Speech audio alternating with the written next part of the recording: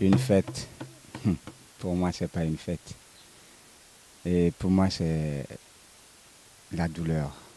Je vais vous renvoyer vers la Bible.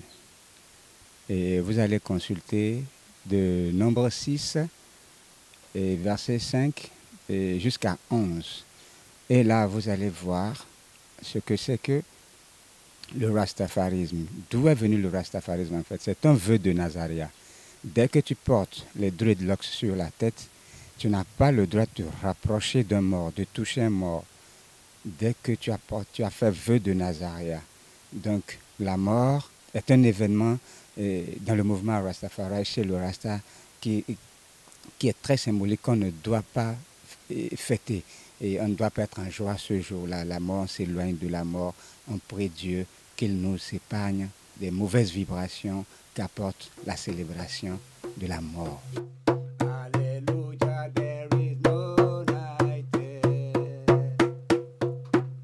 Le 11 mai aujourd'hui doit être une journée de réflexion.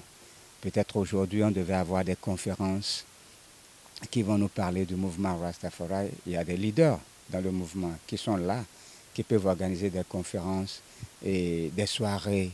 Et pendant cette soirée, on partage des jus de fruits et on appelle les anges, on joue du Nyabinghi, et la musique de prière, la musique spirituelle du mouvement Rasta, c'est ça le Nyabinghi. Donc c'est comme ça on doit célébrer le Rasta et réfléchir à ce que le Rasta sera demain.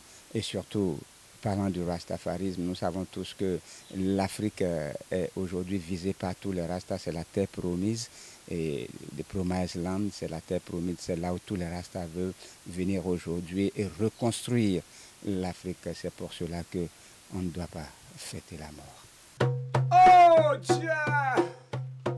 Rastafari, peace and love.